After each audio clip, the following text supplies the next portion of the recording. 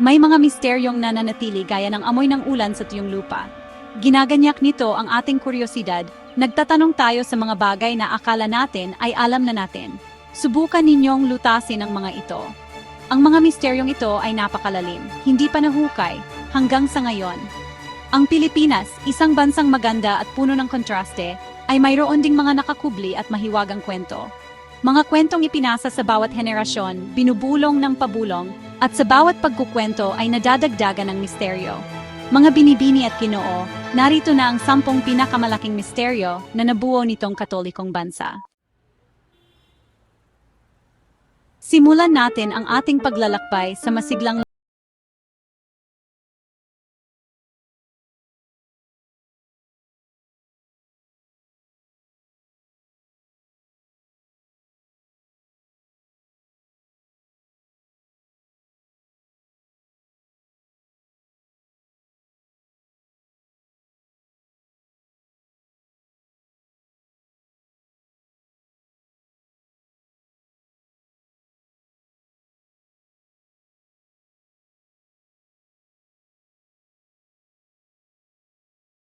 ngunit ang mga bulong-bulungan ay nananatili, umiikot sa mga kalsada ng Las Piñas.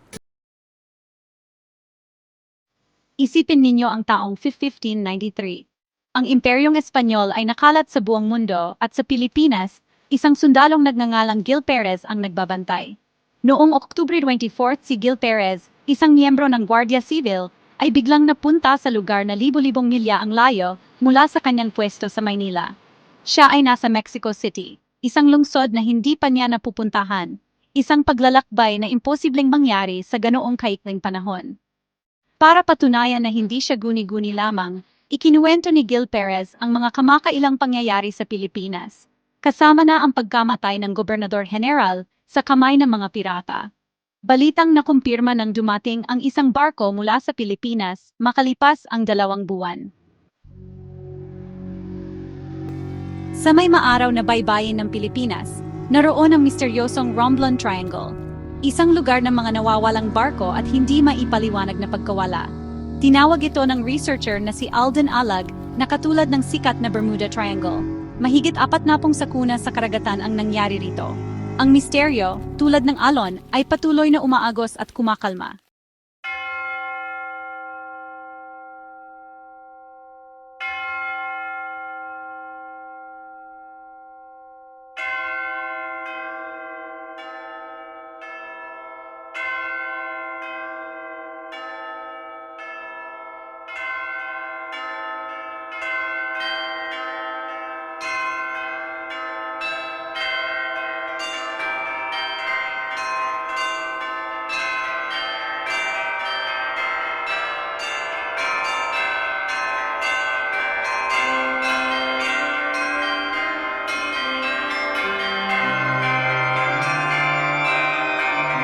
Tinding pagsisiyasat at kritisismo ay kalaunan ay umalis sa kumbento noong 1950s. Taong 1957, si Ramon Magsaysay, ang minamahal na Pangulo ng Pilipinas, ay pabalik mula sa isang pagsasalita sa Cebu. Ang kanyang eroplano, ang Presidential C-47 na may palayaw na Mount Pinatubo, ay lumipad sa kalangitan sa gabi.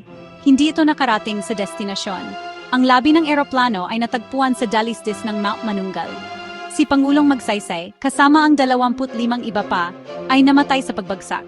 Iisa lamang ang nakaligtas, ang mamamahayag na si Nestor Mata, para ikuwento ang nangyari. Pinaghihinalaan ng mga autoridad na mayroong foul play. Kumakalat ang mga bulong-bulungan ng sabotahe at konspirasyon. Ang opisyal na investigasyon ay nagtuturo sa pagkakamali ng piloto, ngunit marami ang naniniwala na ang katotohanan ay nananatiling nakatago. Sa kaloob-looban ng Negros Occidental sa bayan ng La Castellana, isang nakakakilabot na engkwentro noong 2008 ang nagpaalala sa isang lumang alamat, ang kwento ng Amomongo. Ang nilalang na ito, madalas inilalarawan bilang ang katumbas ng Bigfoot sa Pilipinas, ay sinasabing gumagala sa masukal na kagubatan, isang madilim na anyo na nagkukubli sa di kalayuan sa kabihasnan.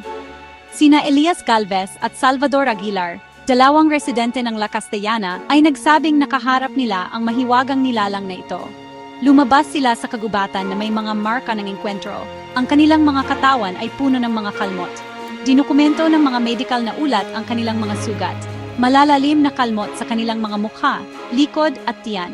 Gayunpaman, itinuturo ng mga nagdududa ang kakulangan ng konkretong ebidensya. Ang pagpaslang kay General Antonio Luna. Ang Rebolusyong Pilipino, isang magulong panahon ng pakikibaka para sa kalayaan, ay minarkahan ng mga gawa ng kabayanihan at pagtataksil. Noong Hunyo 5, 1899, sa bayan ng Cabanatuan, brutal na pinatay si General Luna. Siya ay binaril at tinaga hanggang mamatay ng mga sundalong dapat sana ay kanyang mga tauhan. Ang pagpaslang, isang nakagigimbal na karahasan laban sa isa sa pinakamagaling na pinuno ng revolusyon, ay nagdulot ng matinding pagkabigla sa mga revolusyonaryo. Si UP Professor Vivencio Jose, sa kanyang aklat na The Rise and Fall of Antonio Luna, ay masusing idinokumento ang mga pangyayaring humantong sa pagpaslang. Sa kabila ng bigat ng krimen, walang sinuman ang naparusahan sa pagpaslang kay General Luna. Ang mga mataong kalye ng Maynila, isang lungsod na puno ng buhay, ay dating naging tagpuan ng isang nakakakakapangilabot at hindi nalutas na misteryo.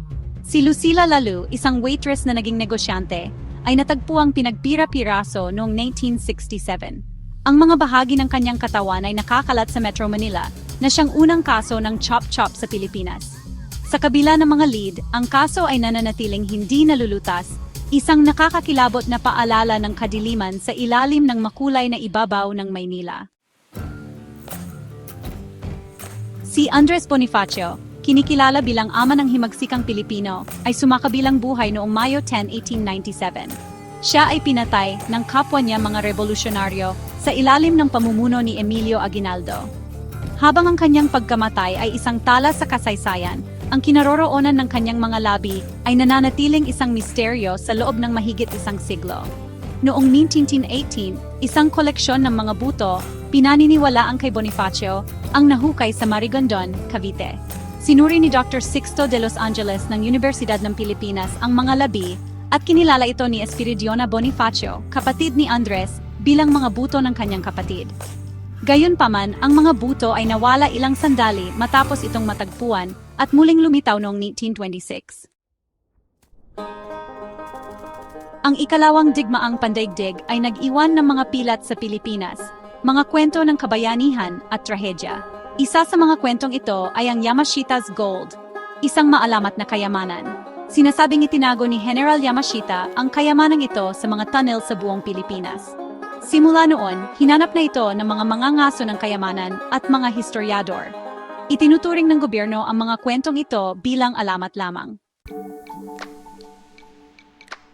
Okidok, ayan na po. Ang aming pinakabagong handog para sa inyo. Sana ay tinamaan natin ang sentro ng usapan. Ang mga kwentong ito, ang mga misteryong ito, ay nagpaalala sa atin na ang mundo ay puno ng kamangha-mangha, ng mga tanong na walang sagot na bumubulong sa hangin. Hinahamon tayo nitong tumingin sa kabila ng nakikita, na yakapin ang hindi alam.